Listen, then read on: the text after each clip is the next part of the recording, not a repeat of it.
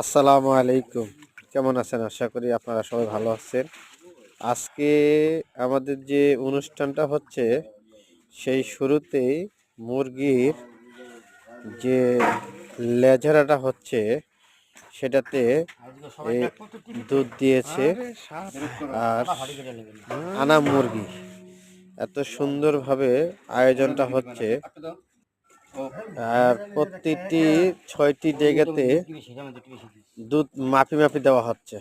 কারণ হলো মুরগির ঝাল পায়টাতে হবে না, সেটা হলো যে দুধ দিছে এবং আনা আনা মুরগির মধ্যে দুধ দিচ্ছে। তাহলে আমাদের ৬টি ডেকে এই যেভাবে দুধ দিয়ে দিল, শেষ করলো। এবং এটার মধ্যে একটা একটা করে মুরগি দেওয়া হবে, আর এক বালতি পোলাও দেওয়া হবে, 2টি ডিম দেওয়া হবে।